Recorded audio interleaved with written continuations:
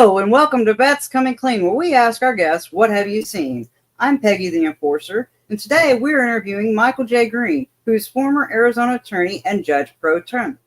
Has been active in the cannabis industry as a topical bookseller since 2010, when at the invitation of the medical marijuana advocacy group Patients at a Time, he exhibited at the Rhode Island Clinical Conference on Cannabis Therapeutics. Subsequently, he has participated at numerous conferences nationwide and in Canada, including MJ for Maryland's various NCIA events, American Cannabis Nurses Association, Cannabis Nurses Network, World Medical Cannabis Expo and Conference, Women in Cannabis, Cannabis Science, the Emerald Cup, and various state events coast to coast.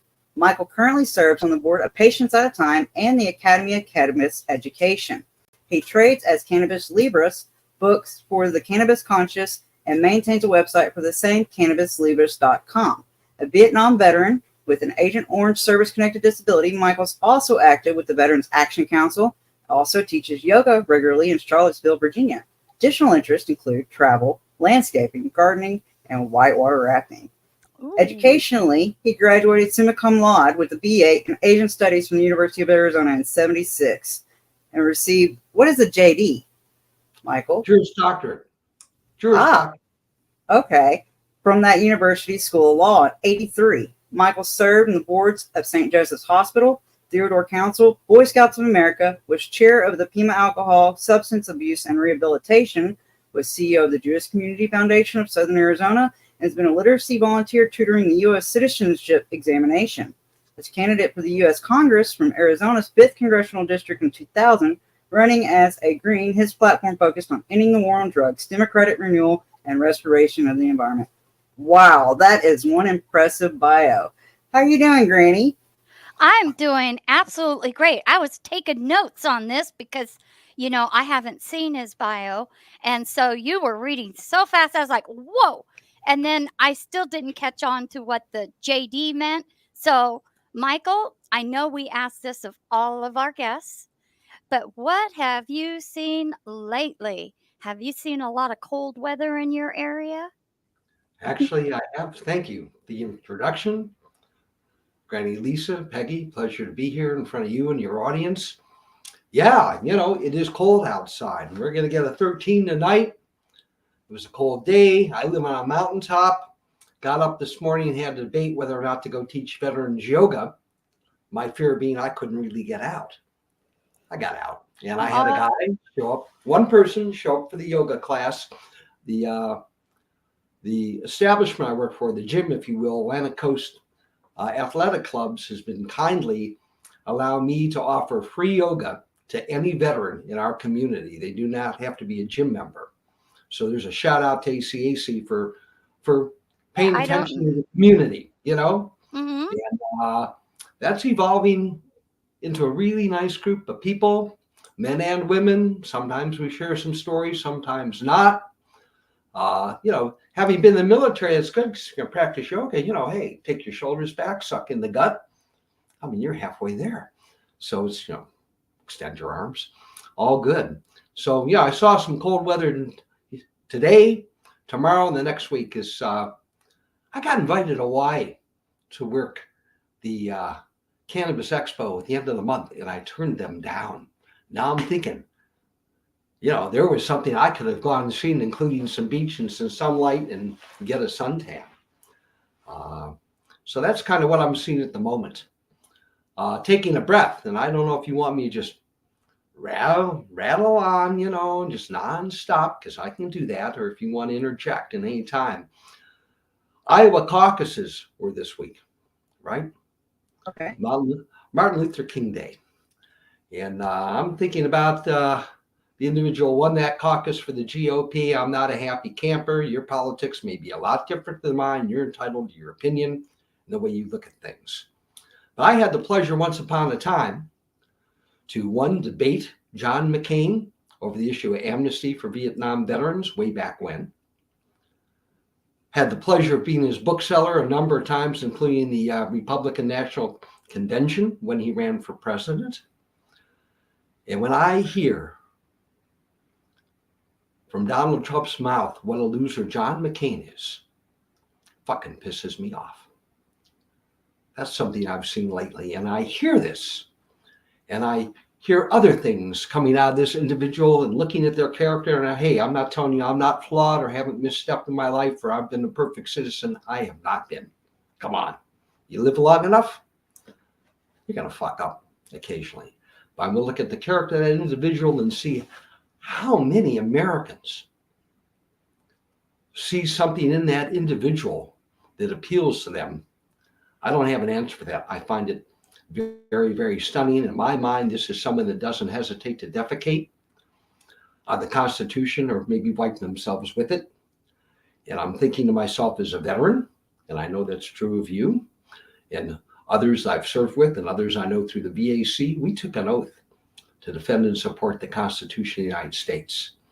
And when I hear that someone wants to be a dictator for a day or wants to wreak vengeance on their political opponents, I find that real frightening. So that's kind of one of the things I'm seeing right now that I find very, very unsettling. You know, and having said that, I live in a little cabin on a mountain.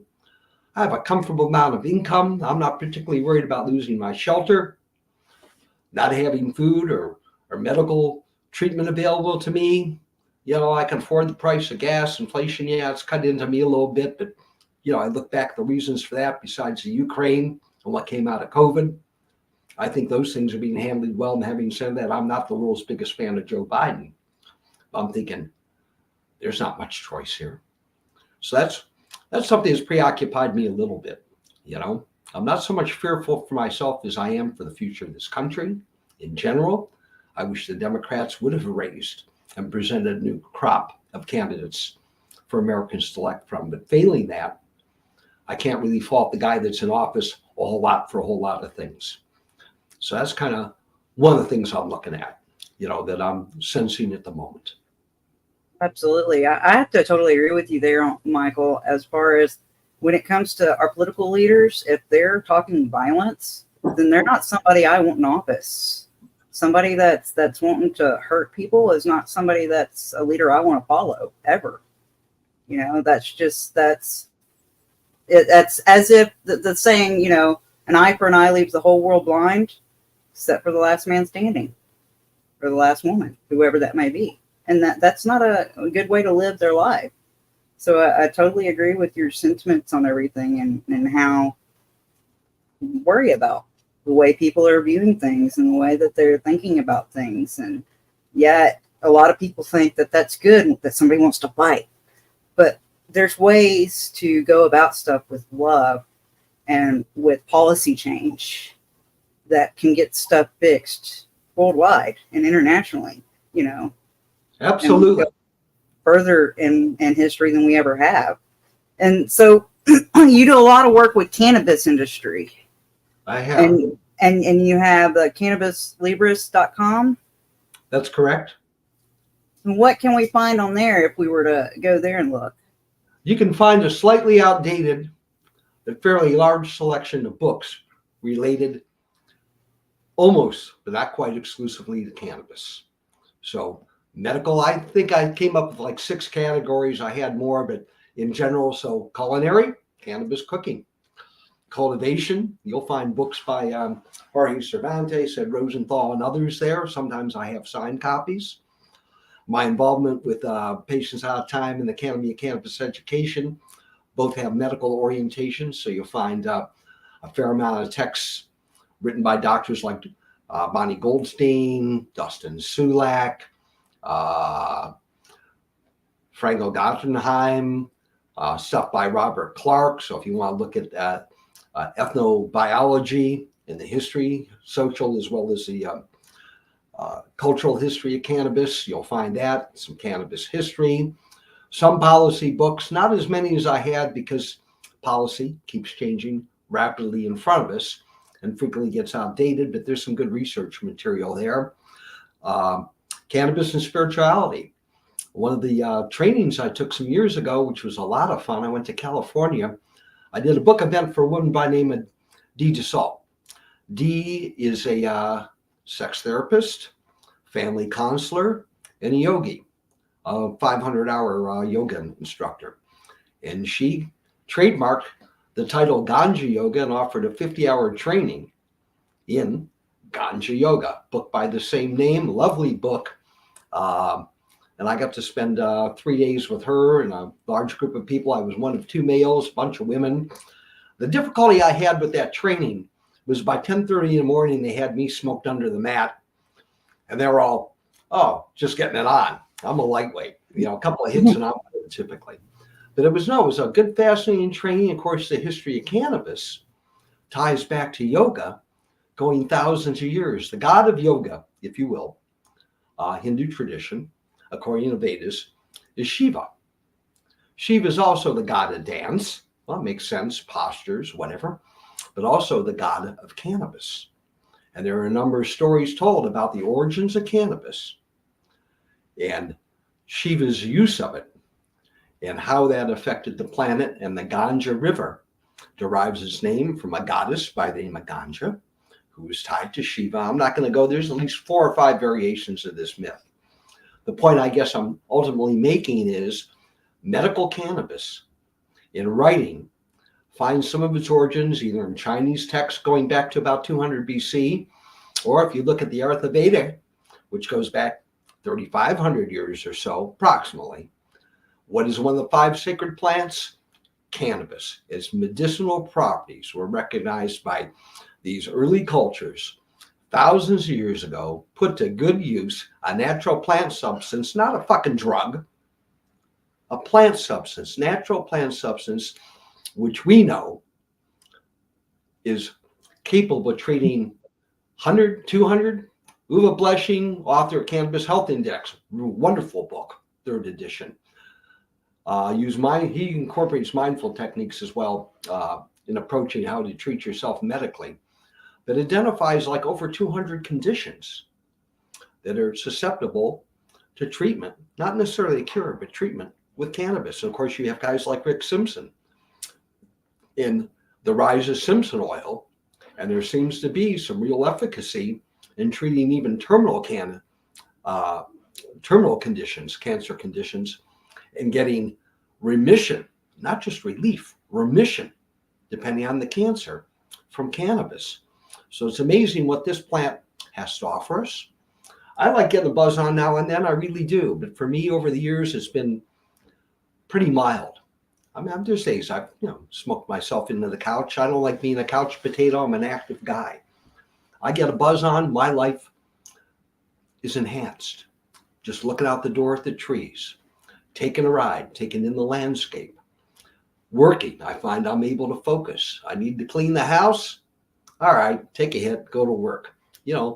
Works for me in a lot of ways. But again, I first admit, you can smoke Michael Green under the table in about 10 minutes, unless you're Ed Rosenthal, in which case it was impossible. I was trying to deal with him to get into to acquire his publishing arm years ago. That's how I actually came to I know this sounds a little contorted now, but that's how I came to cannabis as a bookseller, by having the opportunity to look at the grower Ed Rosenthal's publishing arm. He was looking for some money while he was defending himself in California on federal charges for breaking federal law, although he comported with California law.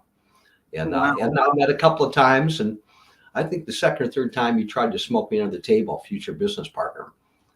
That wasn't going to happen. Men were standing. It was a lot of fun, and I've come to really like and appreciate Ed and the contributions he's made. Kind of a tough guy to get to know a little bit, from my perspective. But the more I've come to know him, the more I've come to appreciate him, his contributions, and bottom line, he's a pretty good person. Let me back up a little bit, maybe. Cannabis. I first smoked. It was around in the background, but come on, you don't want to smoke that stuff. It'll reefer madness. But so there's a background when I was a teenager. I came home from leave. I think must have been the end of 1968. Went home on leave from the Navy. 68, first part of 69 is kind of my recollection. Wound up in a card game with my sister, my brother-in-law, my younger sister, a friend of theirs, playing hearts, and got a buzz on. My mind, it was like an elevator. Oh my God. I'm playing hearts. I couldn't even believe, am I playing right? Am I, just going on and on and on like I kind of am now. And that was my first exposure to marijuana. Oh. I didn't smoke for a while, So but I got a they all question. hardcore too. Go ahead, please. So you've done ganja yoga. Have you done yoga without the ganja and Oh yeah, incorporate? all the time. So in yoga, is it possible to get that high feeling like it is in meditation? Absolutely. So Yoga. Go ahead. oh, well, I was going to ask because I've noticed, most of the plant medicines that get you high, it's almost as if that's a tool to use to know what headspace you're looking for when you do yoga or meditation or something you're passionate about to help you know that target zone. Yeah, they can be very similar. How that experience translates from individual to individual, I don't know. I'm not in your head. A lot of people go to yoga, and not wrongfully so, just to stretch, to move muscles, to build some core strength, to breathe a little bit. Yoga is the yoking, if you will. That's what yoga means, yoke, if you will, or union of the mind, the body, and the breath. You want to bring a clear mind to yoga. What are you seeking in meditation? A clear, quiet mind. By following the sound of your breath, constricting the throat to hear yourself breathing, staying with the breath, that becomes a focal point.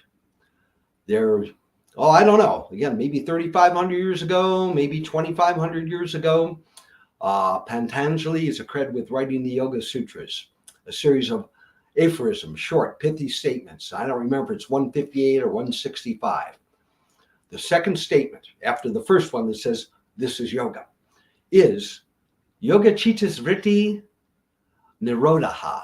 The purpose of yoga, my translation, is to quiet the chattering of the mind. Everything else in there is designed, the other aphorisms, is to illustrate or help you find that. He is attributed with illuminating, if you will, what we call the 8 limbs of yoga, Ashtanga, which is a form of practice, and it's a series in the West, a modern series, that basically takes you through 8 steps. The first 2 are your social and your personal obligations. Some illustrations would be, don't lie, don't steal. Nonviolence. Personally, contentment, seeking contentment. Staying clean.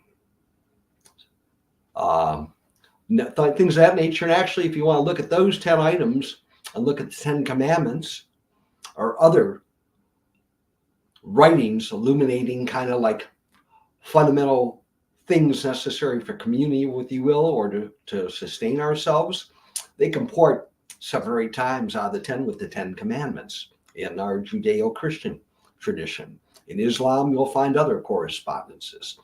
So that is there. Beyond that, you go to asana, postures, pranayama, the breath, and the energy of the breath. You come to realize in yoga quickly, and you already all know this, come on, the air we breathe is alive.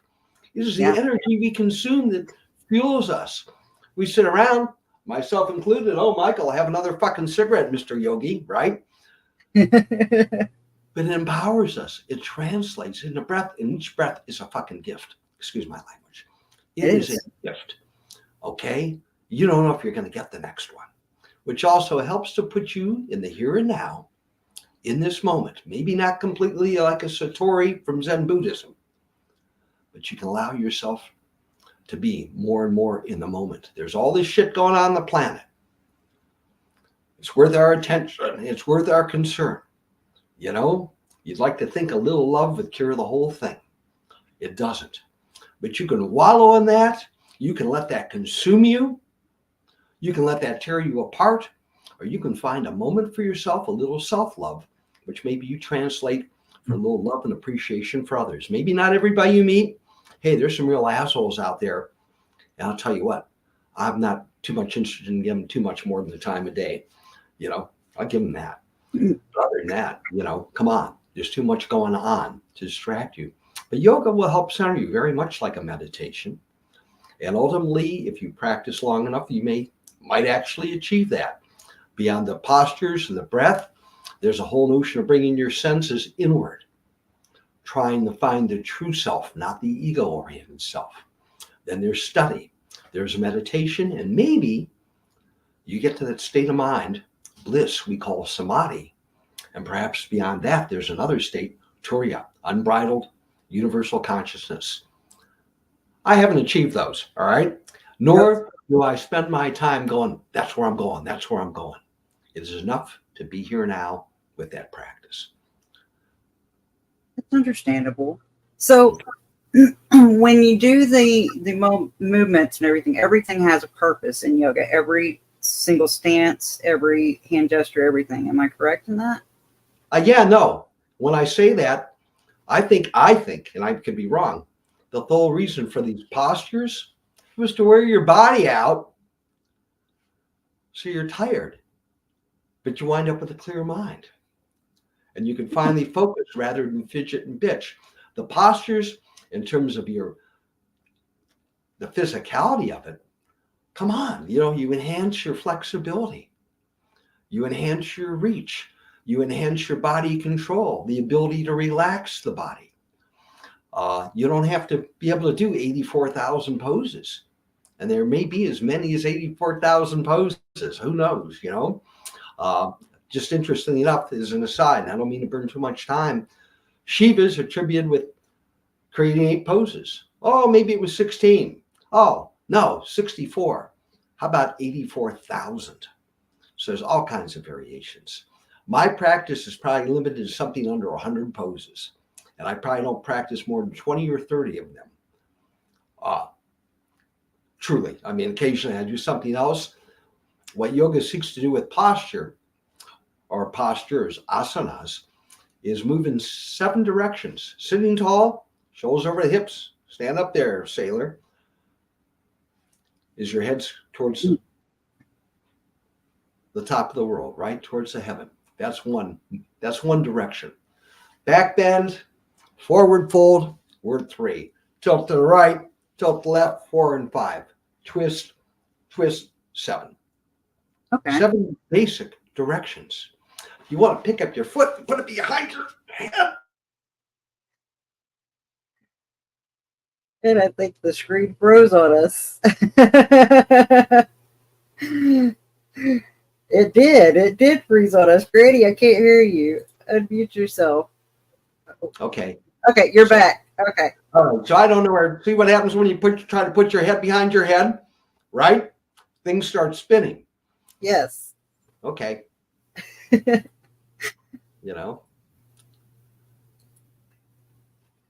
So what can I tell you? What more have I seen that's cannabis related and military related? I got on a ship once going from the Philippines to the line in Vietnam. It was a ammunition ship. My very first ship was an ammunition ship that was going to go back to Vietnam from San Francisco, but they decommissioned it. It was falling apart. It was converted. It was built in the 1930s. This ship was built in the 1930s. I get on board. We get to sea. And what I'm seeing, we sailed from, like I say, from the Philippines, is I realize everybody in my section under the rank of E6, so the E1s through E5s or E2s through 5s, are stoned. what? I mean, I could tell. I'm going, what the fuck, right? Everybody on this ship looks like they're stoned. Well, when you have 3 or 4 fires a day on a fully loaded ammunition ship, and you know that the last one that blew up in Vallejo, California, that deposited its anchors 3.5 miles away in a mountainside, blew windows out 27 miles away and killed hundreds of sailors. You got to be worried about being on that ship because you don't know if you're going to get the next goddamn breath. So it became clear to me very quickly that almost, I'm exaggerating, but a significant amount of the crew would drift to the fantail and take a toke or two. And for some reason, first class petty officers, warrant officers, chiefs, and the command there above somehow just never seemed to wander back onto the fantail of that ship. So I got myself transported to And then they got a helicopter ride and get dropped on a guided missile destroyer on that one. So I experienced that. That was not my first ship. I misspoke. That was actually my third ship. But that was the first time I saw that much usage on board a ship. That's how people were maintaining. That's how they were holding on. You know, me, if I would have got a buzz on, I would have been in Panic City, period. So, you know, I don't know. What else have I seen?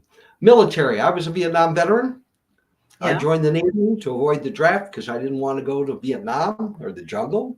If I had her, I'd just soon stay in the United States or maybe go to row to Spain. Never did get to row to Spain.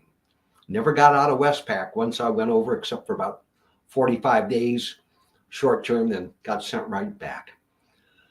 I was not a fan of the Vietnam War. In my 5th year, I became a conscientious objector. I actually technically mutinied, but that also speaks to the greatness of the United States Navy and our military, perhaps. I stepped out of line during a rotation where we're loading ammunition and powder. One person from the other, from the bow of the ship where they dropped the material to the magazine, everybody E5 below lined up just passing shells and passing powder. I'm sitting there at one point, I'm holding death. I don't know where these shells are going. It's not like you're fighting a conventional war there, obviously. And I stepped out of line. Green, get back in line. Chief, I can't do that. Green, get back in line. Chief, I can't do that. I'm calling the XO. Call the XO. I'm not thinking this through, obviously. Right. XO comes, Green, get your ass back in line. You know, want me to write you up? Sir, I don't have any choice. I cannot do this. Go see the captain. I went to see the captain. His name was Roy Coffey. We called the DLG, the USS Howell, the coffee can. He loved the Orange Blossom Special. It was a music he would play when we were like operational, but out of hearing range, would blast the Orange Blossom Special. This gentleman, this officer said to me, he listened to me. And about the time he was listening to me, I'm thinking, what the fuck have I done? I'm going to be in the brig and I'm going to be in irons because I'm stupid. He said, Green, I'm going to order my yeoman to get you the paperwork. If you want to file for a CO status, you're free to file for it. But I'm going to ask you to continue to service this ship, to do what you do, electronic countermeasures, the crypto, maintain the radio equipment, the radar, because you have 320 lives, more or less, in jeopardy, because we're going to continue to fight this ship, whether you support this war effort or not. And I just said, I'm not judging whether or not we should be here or not. I have my orders. Right. I saluted and walked away. I didn't pick up another shell or another piece of powder. I made sure the ship, from my perspective, remained operational. And to this day, I never got a chance to thank that gentleman in person. I wish to hell I had. But in my own mind, and I tell you, different time, different place, I could have gotten shot. I get that too. Right. You know, I really stepped out of line, figuratively as well as literally, but just how great our country is. That they would tolerate that there's actually a process. I filed for it, I didn't get it because my objection was to that war, not to World War II. I understand, you know, in my mind, there's a difference. And I also think, what have I seen? What the hell did we learn in Vietnam? Nothing, maybe, huh? Yeah. And you saw that in Iraq a little bit, in the Gulf War a little bit, but certainly in Afghanistan. Now, I'm not saying we shouldn't have been there to help the Afghani people and do what we could, but Christ, do we fuck things up, you know? It'll all be clear and simple, you know? So there's something else I've seen, if you will. Absolutely. I'm so happy you had a compassionate commander. It could have gone south when you told him you didn't want to do that anymore. It could have gone real bad south real fast. That's a good thing to know that there are compassionate leaders in the military, that if you really do have a problem with doing what you're doing, step up, say something. You may have a commander that's understanding and willing to work with you. I got lucky there. I did. They were writing next couple of days, you'd go into the head and go, Green's an arc. I mean, I was not well received by most of the crew. Half a dozen people or so I worked with said, that was pretty pretty foolish, but pretty brave, and felt the same way, and felt the same way. But I don't know what compelled me to do it right there and then. It was just one of those things. I can't be part of that, and then whether or not I can rationalize what I did subsequently to maintain on the ship and help maintain the ship, come on, Michael, you're such an idealist, right?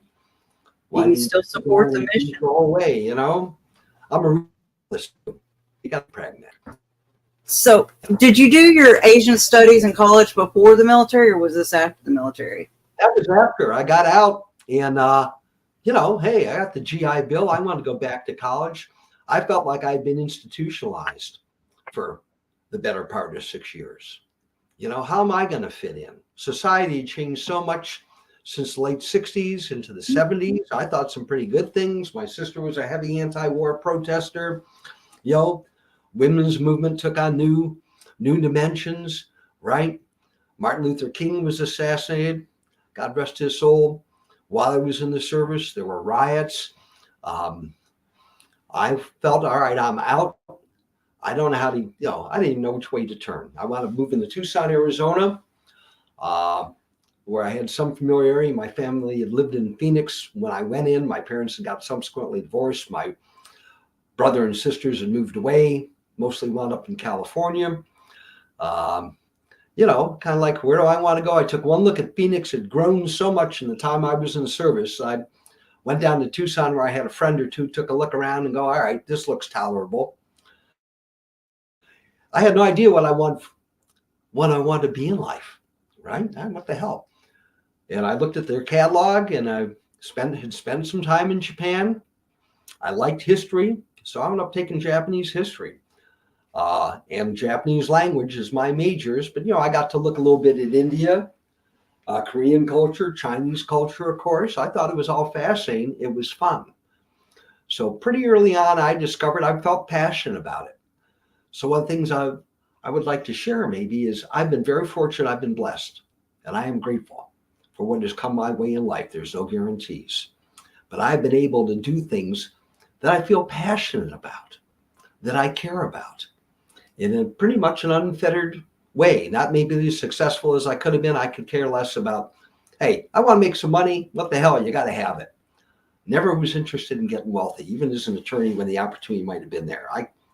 Money was not what motivated me, although I'm not going to say I don't think about it kind of constantly. How can you not?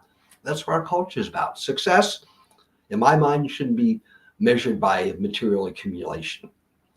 That's a component, perhaps. But status for money, screw that. Screw that. So I really enjoyed chasing that down. A lot of the other classes I had to take for requirements, like, I had to have English literature classes and other things of that nature. The Navy afforded me all that time overseas the opportunity to read lots of books. Some of trash novels, what the hell, but a book or two every other day. Paperbacks circulating all over the ship. Some nonfiction stuff. One of the formative things that happened to me in the Navy book-wise was, like I said, I felt like I was institutionalized. I had a period of time after a friend committed suicide. I'm isolated, away from home, not in touch with family on a regular basis. A little Jewish kid has no business in the United States Navy or in the military. I'm just a misfit. I used to look in the mirror and think, is today the day I'm going to swallow the razor blades? I was depressed. I was having panic attacks before people put words to panic attacks, I think. Like my mind would just take off. I'd get sharp pains in the back of my head. Felt like jumping off something. I did not want to be there. Wow. And I was, this went on for months and continued on and on and on. I think it interfered with how well I absorbed the educational electronics I got from the Navy. I got through it. But I was a pretty good student in high school, obviously a good student in college. I just could not really focus. My head was someplace else. I was in pain. I was traumatized. Part of that trauma might have started, and I'll share this with you in boot camp. One of the things I really saw that turned me off so bad was a young man in our company, boot camp company, who clearly shouldn't have been in service. One of McNamara's 100,000s, if you will. This guy was not a healthy human specimen. You could tell he had problems. he became the focal point of a chief who used to pick on him and make an example of him. No matter what this kid tried to do and do right, he got picked in, read down. This really was pissing me off. And Clee one time was like, Yoder, what is it you can do? Well, I like to cook Chinese food, Chief. Chief starts laughing, humiliates him. He was not a strong individual. We were on the grinder, marching, with your gun, right? With your piece. Right. Yoder misstepped or something. The chief calls him out and makes him run with this piece over his head. Yoder collapsed and died. As far as I'm concerned, this motherfucker killed him. That turned me off so bad. And then when my very close friend, when I found out he killed him, was taking his own life, he was in a lot of physical pain. I understand what that was about, congenital problems. That just turned me off so much. Like, how can I be here? What the hell? How brutal is this? That kid, all that kid tried to do was try to fit in and find a little affection, if you will, or comradeship, call it what you will. And his life was taken from him, as far as I'm concerned. I don't think there was any kind of inquiry. So one of these things, guy collapsed on the, on the drill grounds, unfortunate, wow. Tragic, goodbye. That has stayed with me all these years. Well, that's horrible. It would stick with anybody because he got nothing but negative treatment constantly, no matter how hard he tried. And then, of course, why would he continue pressing forward and keep trying if he's getting nothing but negative feedback? I mean, it makes total sense, Michael. I completely agree with you 100%. That is one of the words matter. That's my most painful experiences from the service. Forget body bags in Vietnam.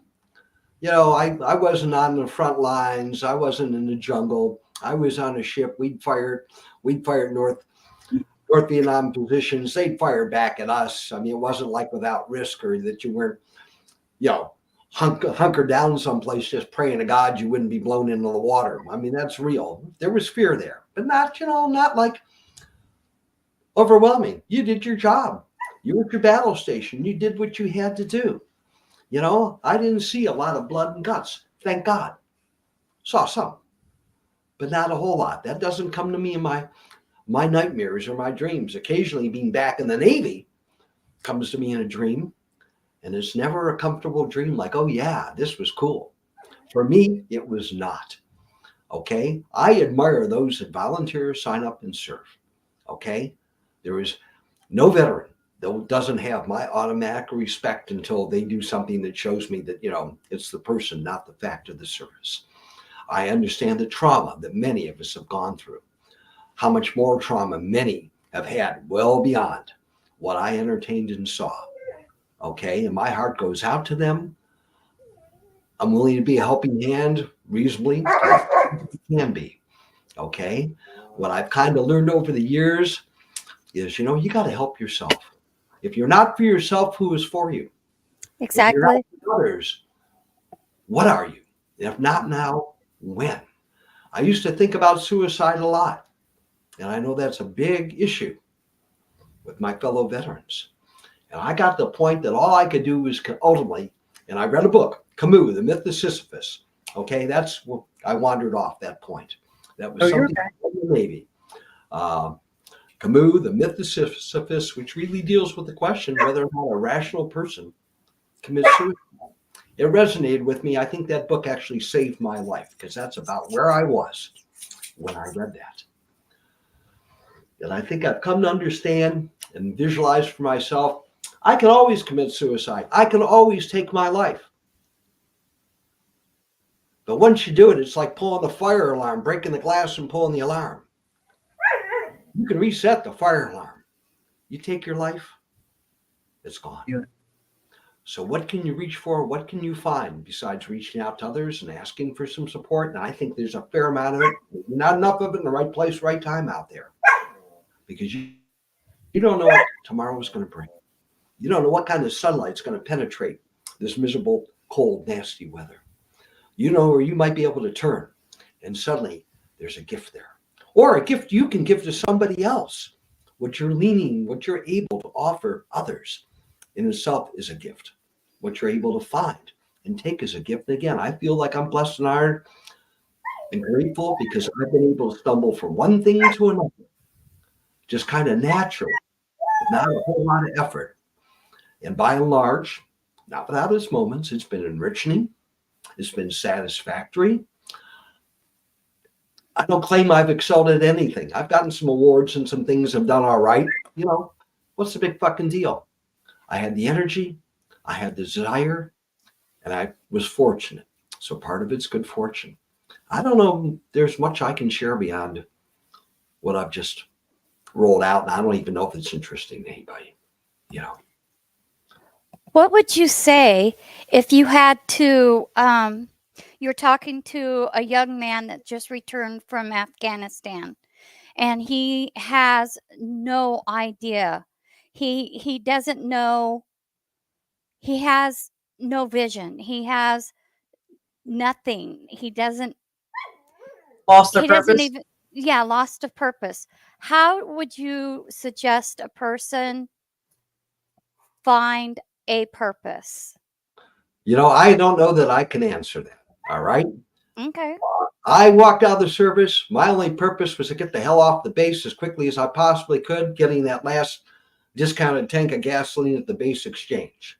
I took my wristwatch off the day I got out of the service. I have had recourse to a wristwatch or a timepiece only as an attorney. I mean, I could go buy a wristwatch, of course, any day. I don't care what time it is. What is the purpose in your life? You know, what is the meaning of life? I don't know that. You know, the meaning of life, I think, or the purpose of life is to live like a flower, like a tree. You've been put here. There's a lot to contend with. How do you find direction? Sit down and take a deep breath. I didn't come to yoga way back then. That's for sure, unfortunately. It wouldn't have hurt, I think, to try to clear your mind and look at the tremendous amount of opportunity that is out there. You're a veteran. By and large, you've been given some tools to give rise to a fundamental skill set. Oh, you may have succeeded to a greater or lesser extent. You may have been more or less comfortable with what that skill set is. But the fact is, you are there, you are breathing. There are support mechanisms. Some of them harder to access than others. It was years before I ever approached the VA. I want nothing to do with the VA. You could not get me into a veterans group. Kind of, come on, this is really good. I just drew a blank. Come on, you all know the social clubs, right? Right. I'm not going to drink a beer with a bunch of veterans. I don't want to hear any goddamn war stories. And to my mind, that's what I was going to hear. Plus, I don't like beer. Shot of tequila now and then, or maybe a shot of Jack Daniels or something's kind of nice, you know. But I didn't want to just get caught up in that. I never hung around with a lot of attorneys when I was practicing law. I knew a couple.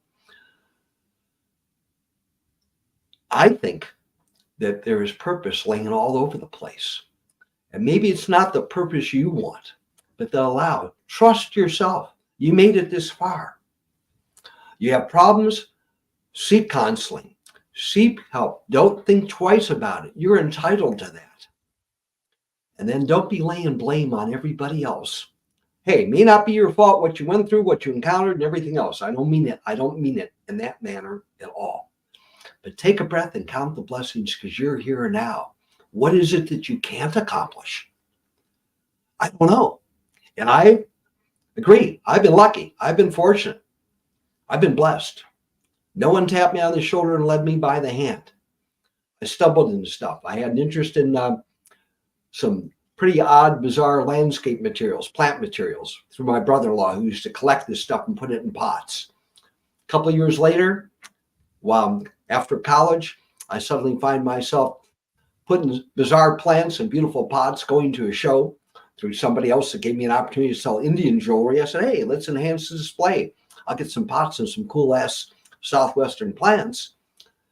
Maybe someone interested. Next thing I know, every time we go to a show, I'm selling like 200 of these plants. I'm exaggerating, 50, 60 of these plants.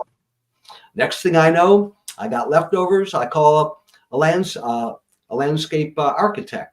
Hey, you got any projects coming up? I got some pretty cool stuff that might look good, you know, in the ground Arizona again, Right. or perhaps in a business office, that's thematic, air climate. No, we don't want that, but do you know where we can buy trees? Well, I did know where you could buy trees. Just a piece of luck. Sold a guy a bunch of trees. 45 years later, he and I are still good friends. I installed the trees, a damn property, not my design, but I modified it, won an award for the best native installation or climate installation in Southern Arizona. Had a crew. Next thing I know, I got a crew. I'm in the landscape business. That's working out pretty well. Then I wake up one morning thinking, fuck, if you're ever going to go to law school, I don't know where that came from. If you're ever going to go to law school, you ought to do it. So I went to law school. And not to become a lawyer so much is I wanted the education. Might help me in business. Never got back to landscaping. Became a criminal defense attorney immediately upon graduating law school and passing the bar. One thing led to another. So it's kind of like life path is kind of neat. And all I know is if you're willing to spend a little time and energy doing what you like or what draws you, you may just stumble into something that allows you to achieve some things. But I'm no great success. I've made it this far. But again, in terms of money, status, reputation, right? I hope that when I pass, some people say, that guy was pretty genuine. I hope that's true. Seem to really care about people. I think that's true. And was fortunate enough to be able to lead a life that he wanted. There's some things I want. I would love to win the fucking lottery. Why not? I could bundle a couple of bucks up for myself and my family, and then I could become a philanthropist or support some causes and take a reasonably good salary too. What the hell, right? And do some travel. That'd be fun. I haven't won. What do you mean I got to buy it? Oh, no, okay. Well, I guess you got to buy it first. Yeah. That would be a fun thing. I'm in a stage of my life where I don't have a close companion. I have friends. I'd love to have a companion back in my life. I'm in my 70s. I'd have to run into the right person with the right kind of energy. It can't just be a warm body. Okay, those are a couple of things in Michael Green's life. Money doesn't really matter. And quite honestly, I find myself generally content to be able to sit on my porch, drink my cup of coffee, smoke a cigarette, maybe take a hit on a joint, and interact with people I've met like through the VAC. All right, so back to that. You can't get me into a veterans hall, right? Ain't going to happen. But the VAC, I stumbled in that through Michael Crowitz. I got a new family. There are veterans I do interact with. There are people I care about who I think care about me. And the conversation there has gotten to be very cannabis oriented in terms of policy, among other things, but also treatment. Mm-hmm. People reporting in the conversation you were having today. I don't follow everything on Messenger, Peggy. I'm just like too much stuff for this boomer to consume. I'm not Michael Crowitz. I am not you. I get the gist of it. But what people like Sam Sussman, what he is doing and what he's writing about. You guys are amazing. But fundamentally, when you need a little care, a little love, that's available through the VAC. So I invite any veteran out there to check the Veterans Action Council. We've had a number of roundtables. You've probably talked this up before on the show, I'm sure. That, we've had some amazing speakers, some amazing sessions, but just the interchange that comes out of what started as a buddy check, again, men and women, concerned about some of our membership and what's going on in their lives, how to help support them, even if from a distance, it may be something small, but also knowing what we have in common. If I had one wish for the planet today, just one wish that I could be granted, it would be that beyond my immediate lifetime, like the day I die, there are never any more veterans from any war, any place on this planet. When do we learn as a population, you want to sustain the planet, you want to deal with climate change, you want to deal with freedom, you got to give up war. Easy to say, hard to do. I understand that. I get that. You do have to have the ability to defend and protect yourself. But what is wrong with us cognitively? That we actually engage and fight wars and send our women and children off to war? I appreciate and understand from a religious position why some people are opposed to abortion, believe that life's conceived Life begins at conception. You can argue about that. Look at the Old Testament compared to the New, perhaps. I don't know what the New Testament actually says. The Old Testament tells you birth, life begins at birth. Fine. You believe in the sanctity of life? Okay.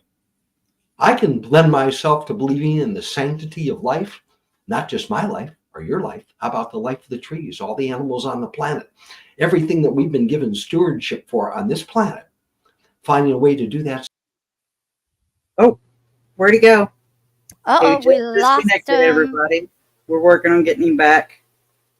He's got to reconnect his microphone and camera. Wow, I have learned so much today, Granny. Yeah, it's been really interesting. I was actually his answer to the question. He didn't think he had an answer. It was a brilliant answer. Actually, I think it's probably on my top 5 of answers that has been given to my question on how to find your purpose. So yeah. Anyway, we were talking while you were coming back. How do I get knocked out? I We don't don't know. know. It showed that Oh, you were yeah, having connection fine. issues. Hey. It's the energy from your hands, man. You practice the yoga, you got that energy flowing, you get excited, you start moving around and interfering with it. We got more time. So, I left off with saying, and I want to make sure that got heard. I appreciate people who believe in the sanctity of life, all life. And I think I was talking about trees, flowers, insects, everything else on the planet that we have stewardship of. But don't tell me you believe in the sanctity of life and then have, without any hesitation, sending your sons and daughters off to war where they're in jeopardy of your life, where they can be mangled, injured, traumatized. That's got to end. There's got to be other alternative ways. Am I saying you can't defend yourself or there aren't times and places? Yeah, I get it. I see that. When I step in front of a bullet in the right time and circumstance, not in a hurry, but hell yeah, I would like to think I would do that. Okay? Fight for what you really fight. But too often we're using the word fight for this, fight for that. I'm tired of that. I am too. How about achieving this, achieving that? Spread love and light and harmony and togetherness, and coming together to work through problems as a unit, as a whole of humanity. But you're working through generations, I mean, centuries of different people that have nothing but war ingrained in them. So, in the reality of what you can do right now is just start at home. Don't you think? Start at Exactly, home Granny. and then like Michael was saying, we do have to protect ourselves, from these individuals that do have a whole different mindset that isn't going to be changed, at least from our end, maybe from an opening of somebody in their end of the world. But we need to start with ourselves because we can't even handle people being homeless on the streets, going without food. More and more, the second highest people besides veterans that are now becoming homeless are middle class people. They're losing their homes. They're losing everything, living in tents with their children. Children are going without food, our own children. What is it? 4 out of 2 children, or is it 5 out of 3 are going without food every day in America. I mean, so we need to start at home and having stewardship over ourselves. And, how do we do that? I don't have the Michael, answer to that. Those are the questions, though. Okay? How Yeah. do we do that? Maybe by being a little bit less selfish. And again, I'm not going to tell you I'm going to open my door to anybody that walks up to it. Isn't going to happen. And I don't mean because I think I'm threatened. Some people you can work with, other people you can't. There seems to be some rational answers, some rational approaches to a lot of things. Part of the discussion today online I was looking at was how the VA prescribes all these damn pills, pharmaceuticals that are causing more problems than they're solving. Oxycontin, gabapentin, to name a couple, right? Here's this natural plant medicine. They're now talking about finally putting a Schedule 3. How is it not my fundamental right as an American to have access to a natural plant? Kevin Sabet's lies and myth-information aside and others of his ilk, right? Where nobody has ever been found to have overdosed or died directly, a consumption. Abuse it? A natural plant that all animals have receptors for around the planet. Receptors. They discover the endocannabinoid system, the master system of the human body, and as every living creature on the planet. We're tied to that. Whether that plant is 8 million years old or 20 million years old or older, somehow there's a very old connection. It is thought perhaps now, I've been reading, that was maybe the first cultivated plant prior to the cultivation of wheat or grains that early. I don't know, but I've encountered that a couple of places. Chris Bennett might be, who was on the roundtable, I missed that. He might be able to address that. I can't answer that question, Granny. Yeah, it's got to start at home. It's got to start with you and me and Peggy and Mike behind the scenes and the VAC and all of us everywhere. Take a breath, But again, stop. Let's maybe think, what would it take to really stop wars? Conflict, I don't know that, there's going to be conflict. What is it that people of the world need? And we can't impose that on others, even though maybe we'd like to. Do I feel for the women in Afghanistan or Iran that protest and want their freedom? Look how long it took for women in this country. Still working it. Or people of color in this country. Come on. How do you discriminate against someone because of the color of their skin or their sexuality? I am a cis male. I think that's the description. I'm a straight guy. I'm sorry. I'm not apologizing for it. That's who I am. I have friends that are LGBTQ. How much courage does that take? So number one, discover that in yourself and to stand up for who you are. How do I deny that person the right to find love and companionship with somebody else? What the fuck? What do I know? Okay? How dare I?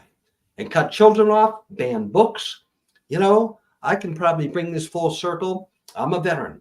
One of the great things in this country, Constitution, is I have a right to vote. I may not like the choices. I hate taking the lesser of two evils, but I know what I'm going to vote against, if not for. Come this next election, I encourage everybody I know out there to stand up and exercise your franchise before you wind up with someone in office that's going to take that franchise from you, who's going to work to undermine the voting rights of every American citizen. The border. Yeah, 20 years ago, I was working with Ralph Nader, probably starting in the late 90s. He was talking back then, you want to stop the problem at the border? What can we do for third world countries adjacent to us to ameliorate the problems in their country, to maybe help establish democracy, but fair systems so people can make a living and not have to seek asylum in the United States, to have non-corrupt governments. Enough corruption in our own government. We see it all too often, unfortunately. By and large, I think our civil servants and the people that serve our country do a fairly good job. The thing seems to run, notwithstanding, you can point a lot of fingers, a lot of individuals, unfortunately. But nonetheless, we have a system that holds together.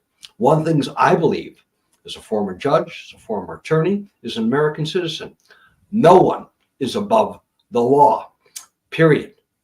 Start with that.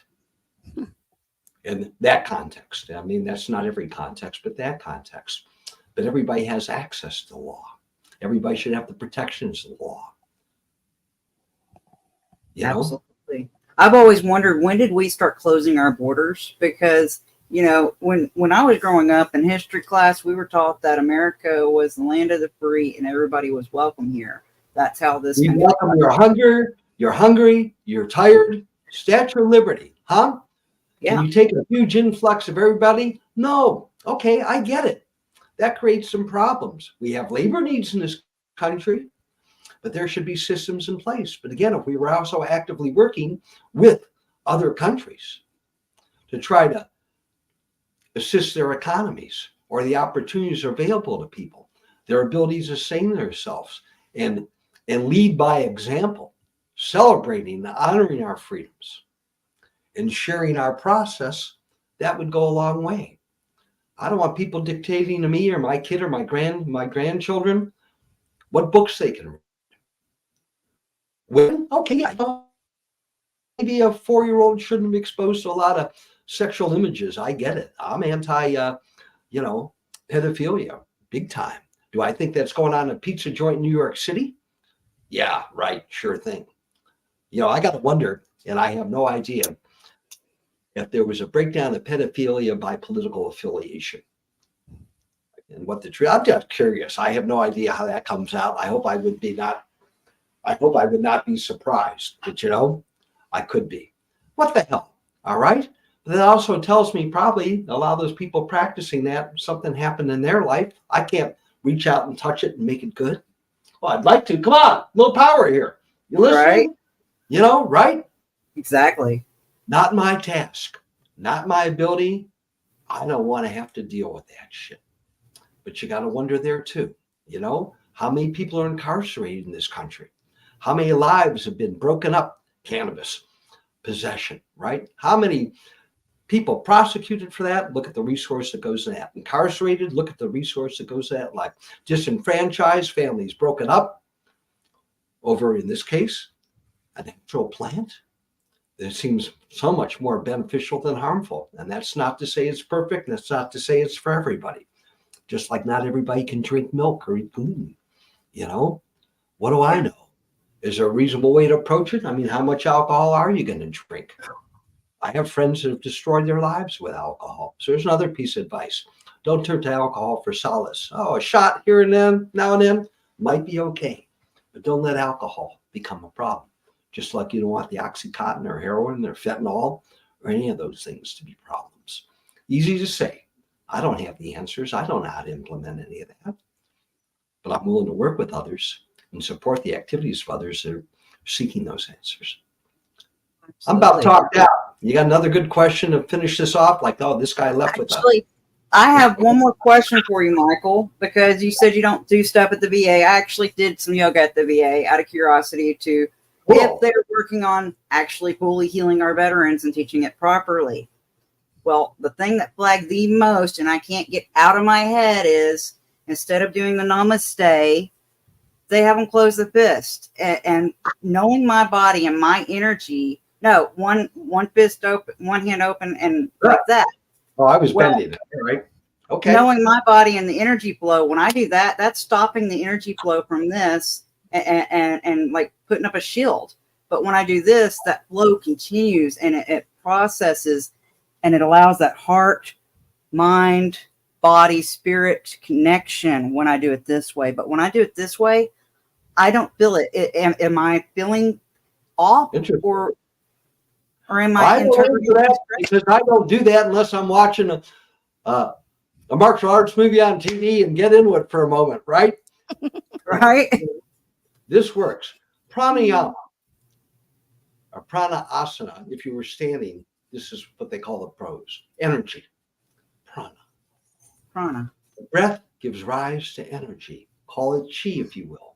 Call it something else. Prana. You stop and take a deep, full breath, even right now at this moment. Just relax. Let the head go, everything else. Eyes can close. Take a good deep breath. Allow yourself to feel the energy, the breath. You can direct the breath to any part of your body. Your hips are sore, your feet are sore, arms sore. It's amazing how you can get the energy, the breath to flow to those places. How easy it is, perhaps easier than you think, to ask the body to relax and release. There's something to be said about it. So that's a good point. And when you say namaste, I have people tell me, hey, that's a greeting. You can't say that at the end of a practice. I'm not just saying the light in me sees the light in you. I'm actually saying the light in me honors. Honors. We have that in common. We're miraculous beings. Come on, what the fuck? Everything on this planet's pretty miraculous. Look what we have been gifted. Look at our arrogance sometimes. Come on, knock the arrogance off. Get out of the ego. It ain't all about me. All right, this program is. I got 5,000 friends watching me ranting on right now. Yay, Michael. No, I know. You know, it is about me because I am here. But beyond that, it is about everybody else and with everybody else. Again, if I'm not for myself, who is for me? If I'm not for others, what am I? And kind of Zen-like, although that's from Hillel in the Jewish tradition, what am I? If not now, when? Now. You want purpose? It's there. Take a breath. Find it. If you're lucky, maybe you'll find something you can be passionate about. If you're not that fortunate, then just, do the best you can with what you got and accept it for what it is. You may go up one morning feeling a lot better than you did the night before. And that would be my wish for everybody. If all the veterans are suffering, going through things, let your voices be heard. Not so much crying, look what you did to me, look what you did to me. Hey, look what they did to you, But there are remedies. There are ways. You're big on healing. Peggy, I know that. How can we heal together? How can we work with the VA? How do we knock on that door and get our voices heard? And maybe we're not right about everything. But the evidence seems to, as far as cannabis goes, indicates there's some real truth in that. Finally, they're opening up research. At the same time, I'm hearing naysayers about PTS and cannabis. Maybe it doesn't fit everybody, huh? You can get a buzz on and get inside your head and get pretty worked up over some shit. You can. You can go down a dark path and have a moment of paranoia. The nice part about it, it's only dope. Give it 20 minutes. That too shall pass. Stop running the tape over and over and over and over and over again in your mind. Whether you break up with someone, that hurts. The pain over one of those almost killed me. Swear to God, about 2 years on the floor, whimpering, yelling, the blues. How am I going to ever find a love like that again? Someone that was important to me. What did I do to deserve that? It changes when you stop running the tape, when you change the tape, or when you just erase the tape. And I'm not saying forget, but you come into the moment. What's available to me right now? How can I help myself? How can I help others? Mm-hmm. I don't know that I answered any of your questions, and I hope I didn't waste anybody's time here this evening. No, sir, you certainly haven't. I've enjoyed listening to you. I've enjoyed what you've had to say. You made a lot of sense. And like I was telling Peggy, I felt like with my question, you're in the top 5 for sure on answering finding your purpose, because Only the top 5? No. only the top 5. I had Absolutely. well, I'm not going to say where you're at because it's not No, about it's ego. cool. I don't need to be thanked. If this But works it's for like, you, yeah, I think it's like excellent. It was an if anything excellent resonated answer. and worked for you, I'm a happy camper. I think it worked not just for me, but for others too, because you covered a wide base. And that was really cool. I appreciate that very much, sir. I Well, really allow do. me to Do you have any other questions? Every veteran. Yeah, I'm open. You have a reader's question or two? Where'd you find this jerk? Turn them off. No. Mike, you got any questions? No, he pretty much answered everything I was wanting to know about as far as yoga. Now, we did have one. Now, I don't know who answered it, but somebody had asked, Michael, should I tell my primary I smoke weed or keep quiet until it's legal everywhere? I was kind of iffy on that because I have encountered VA and outside, especially with mental health, that are very negative about that. So, what do you think on just your opinion? I know you can't. Okay. I think that's a tough one. And I think in part it's situational. sometimes discretion's the better part of valor. And as much as I'm hesitant to tell someone to keep it to themselves, there may be circumstances under which they do that. I came to the VA before it was legal in Virginia. When I found out a heart condition I had was tied to Agent Orange, I found that out 2 years after the fact. And someone said to me, "Hey, idiot." I go, "Yeah, you can be compensated for that." I'm going, "No way. I don't think so." "Oh, yeah, you can." "All right. And you earned it, Michael." That was advice from somebody else. Come on. It's not like taking something you haven't earned or deserve or need. Right. I went to the VA, and early on, I let them know I treat myself, not heavily, but frequently, with cannabis. Dennis Perone said it best as far as I'm concerned. It's all medicine, which brings us back to the point that as veterans, we need to demand something out of the VA, whether it's federally prohibited, and it's going to change Schedule 3 apparently, or not. How that changes nationally. A lot of the VAs, obviously now through the work of people like Michael Krawitz and others, will in fact allow you, want to know that. But how is it that the VA is not training thousands of medical professionals? Maybe not every doctor, every nurse, every staff member. I get it. Not everybody has to be an expert.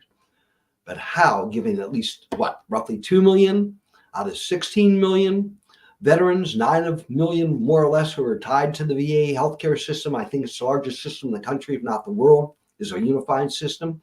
How do these people, and I think every medical professional I've talked to personally has agreed with me, how are they not getting a fundamental education and the Cannabis 101, call it what you will, and the basics of the endocannabinoid system, what the research has indicated that may be a good alternative treatment, especially the pharmaceuticals or an adjunct, if you will. If nothing else, as a lawyer, if I'm going to take a case, I got to know something about the subject matter. I take the whole person in the door. If I don't, or I'm not interested, well, I turn the case down. If I think I am interested, even if I don't know what it is, I got to decide, am I capable of bringing myself up to speed to deal with this whole person? How is a medical professional able to engage with the entire patient? And the VA claims it's patient-oriented, as it should be. No question about that. Without having that fundamental education. Right. If there's one thing I can change about the VA immediately, it would be they're finally opening the doors, seeking the best in medical cannabis education. There is accredited education through the Academy of Cannabis Education, formerly Patients Out of Time has some of the same archival material. That is accredited through some of the best medical schools in this country. George Washington University, University of California, San Francisco, Donald Abrams, when he was the head of oncology, their program was committed. University of Iowa, back in 1995, actually offered medical accreditation, CMEs or CEUs for participants. A lot of that information is free. You could go to Academy of Cannabis Education and find a free Cannabis 101 course. You won't get the accreditation, but the material's there. If you want the units, there's ways to apply for that, or we're working on that, to get you this accreditation. That information, there's good information all over the place. How is the VA, as a matter of policy, not saying, look, 2 million patients, maybe it's 1.5 million, maybe it's 3 million. What are we not doing to fulfill our Hippocratic oath? By not availing ourselves that information. So I know when I talk to Michael Green or Peggy or to Granny Lisa or any one of a number of people that we mutually know and thousands of other veterans that are self-medicating, what effect that may have on their treatment, how that could be better utilized, or maybe even a contrary advice. I mean, there's some people I know that I think overindulge in cannabis consumption. Just like there's people I know that drink a little bit too much alcohol, So I don't know. I don't know to tell your viewer, except, take a look at where you are, what circumstance they're in, where does it take the conversation, and what do they jeopardize? I don't want someone to jeopardize the care they're already getting. Right. Right. The thing we were fortunate with here in Fayetteville, Pardon? was the fact that they actually wanted everybody to come forward, and they were actually collecting the information here. We were one of the VAs they were collecting information at, and we didn't run into any issues. That's good. And I think that's true in a lot of states. I never ran an issue. Again, healthcare providers I've talked to, some of them I've sent them to the website to find this information. You know, the FOIA request that the VAC's made is trying to get that data that's been collected for how many years and how much information. They just writing down self-proclaimed cannabis user without going any further. I don't know. We don't know what the results of that are. You know, but it speaks volumes that so many veterans have come to that. Absolutely. So many veterans have proclaimed they're getting some sort of relief. I was in a hospital twice in the last 2 years. Yeah. I was given Oxycontin on the way out the door. Hey, I'll tell you what, after I had an operation, woke up heavily drugged, they gave me an Oxycontin first thing in the morning. I'm not going to argue. I'm a hospital situation.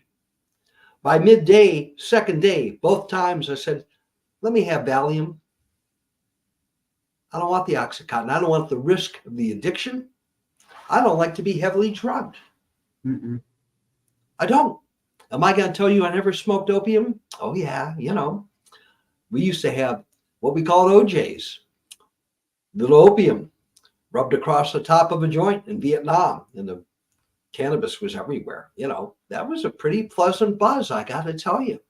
Maybe a night or two with friends laying on a couch on the floor and a kind of opiate dream. I'm not telling you that was a horrible experience, but no place I care to go or stay. You know, that information needs to be public.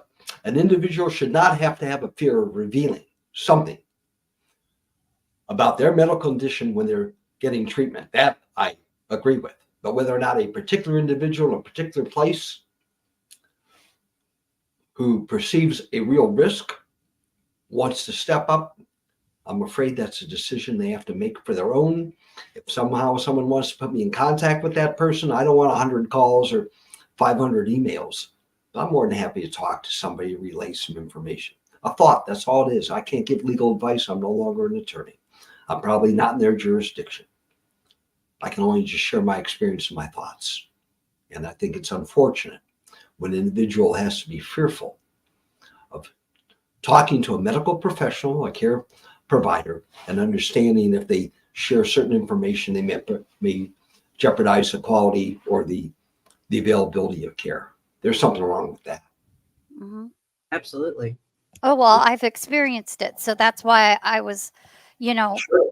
wanting to kind of get a little bit more clear on that. And, because I do take mental health prescriptions, and they basically said, if you're taking mental health prescriptions, then you are not going to be prescribed them if you're going to continue using a illegal drug.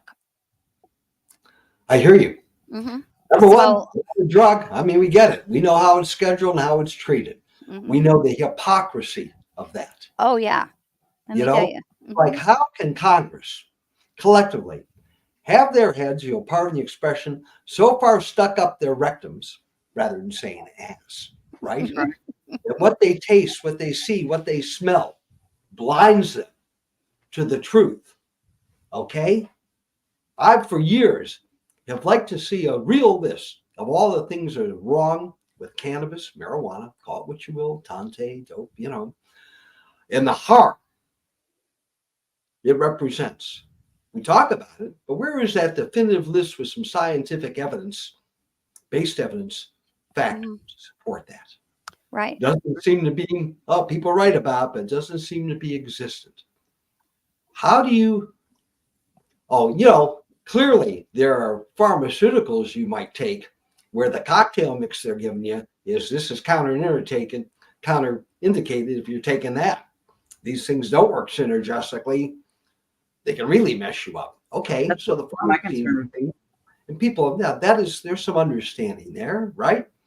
I think, again, alcohol, I don't drink often, but I like a shot now and then or a glass of wine or whatever it says. Okay, and I'm fortunate I don't seem to have those types of problems. I am addicted to tobacco and caffeine. no question about it. And come on. Oh, you're so articulate, Michael, and so bright, Mr. Yoga. How the hell can you hold on to these? I'm fucked up. I get it. Occasionally I quit for periods of time. But you know, there's something wrong when you can't share with your provider. When they can't see that you're getting a benefit from something or perceive you do. And if your perception is true, oh yeah, well, you can shoot up heroin. The benefit is you are numb and you're on a cloud and you're somewhere else. How that assists you in your life, I don't know. I've known some medical professions that were addicted to heroin for years. They were great practitioners, but they had access to it. They didn't have to go out and rob a bank or rip somebody off or get involved in the street scene to maintain their habit. I'm not condoning this. Don't misunderstand me.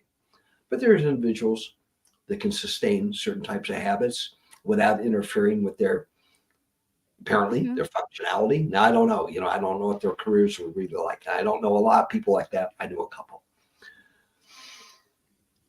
Wake up, America. Yes. Time for the VA to get woke. Sorry if you don't like the term. Time for us to address truths about things and admit them and omit the uncertainty. All right? Absolutely. Come on, man. Why is it taking this many years and you still foster a federal prohibition? I don't get it. Why is that my natural, I'll come back to that, natural fundamental right to be able to cultivate? Come on, cultivate, possess, consume. Oh, sell it? All right. I could see where there might be a prohibition on selling it, regulating. Do I want cannabis regulated?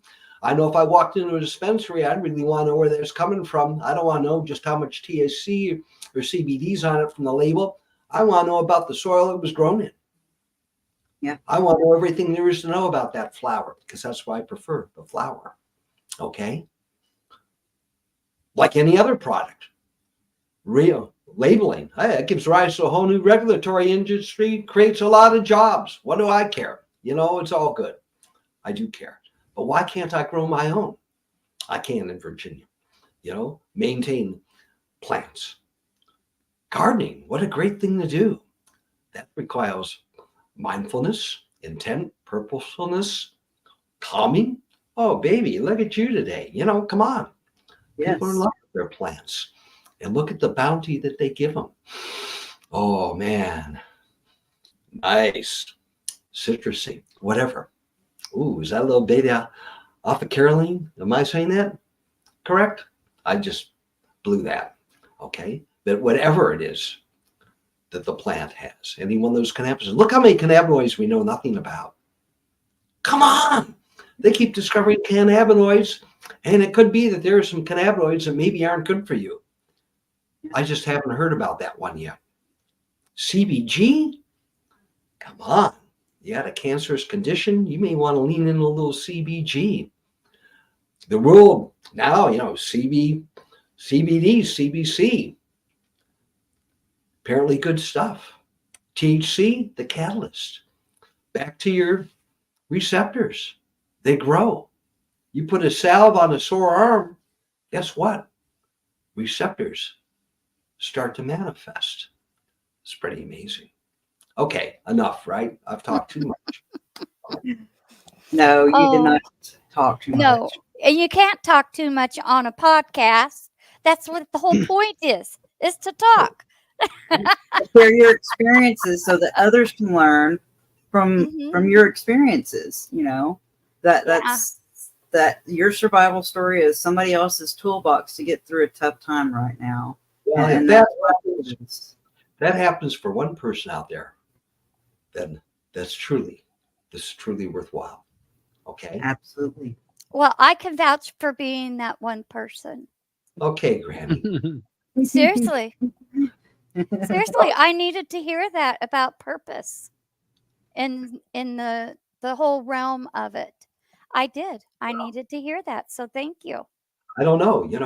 I think it's out there. If and maybe I think it's out there. I think it can be found. I don't know that you have to spend a whole lot of time looking for purpose. Well, no, I think you just verified for me that I actually am doing a purpose. You are. And in just many different ways. And I'm like, you know what? I am living a purpose. Yes. So Yeah, you you are. did. So you touched me. So I appreciate that. I appreciate Honestly. it. Okay. Michael, you helped me to remember that it's important to stay in the moment, Yeah. and verifying for me that I was feeling the same things in yoga that I felt in my meditation. I'm like, wait, these are the same, but I'm moving. How am I getting the same effect in movement while moving that I get while I'm sitting in meditation? So you really helped enlighten me tonight, and for that I am eternally grateful. I hope that proves true. I mean, hey, you're deep in a twist. Maybe you're feeling the twist, but relax into the moment of it. It may not be the calm of a blissful meditation. I don't strive to push myself beyond an edge in yoga. I'll come to an edge and sometimes soften, okay? And I'll breathe. What I keep bringing myself back to, repetitively telling classes, sharing with the class and myself, is just allow yourself to, even though you're straining a little bit, allow yourself to relax. Allow yourself to experience it. Don't think about it. Don't analyze it. I mean, a little bit of that's right. That's going to come with it too, but just let that part go. Just be experiential. You're just opening yourself up and allowing your mind to quiet and be focused. I mean, there's ways to, I'm sure you've all experienced ways to be in a moment, and I don't have the key to that, where you're truly entirely in a moment. And of course, as soon as you kind of realize how cool you are in this moment, bop, the bubble bursts. Yeah. You break, not fair, not fair. I can come up with a couple of those in my life where, wow, this is just exact. Yeah. I have no clue how you actually find that, hold on to it, and live in it. But be here now as best you can. You know, and there are things that need to distract you. You know, someone honks a horn, you better take a look. You know, it may not be the next moment. You know, eyes on the road, hands on the wheel. But you can also relax while you're driving. Sometimes you're in this flow. You're right there. You're in the moment.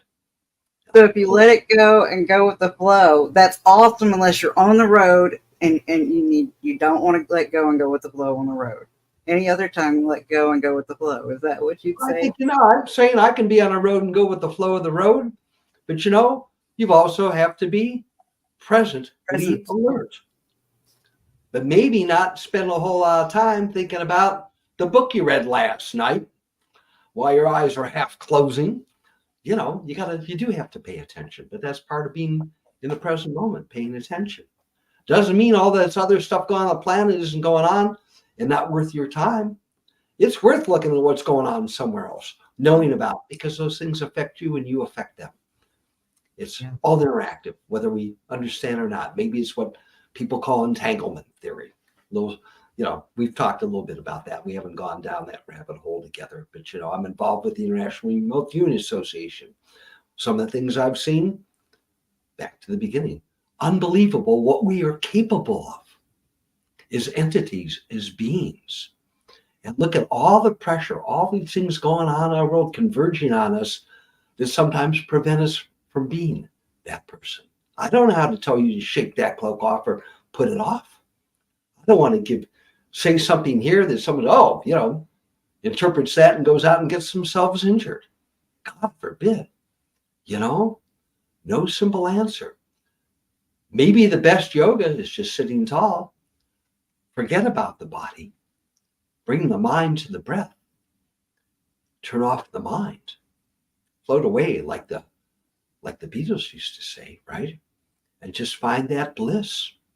Maybe you'll come in touch with the inner self. I don't know the answer to that. I don't know.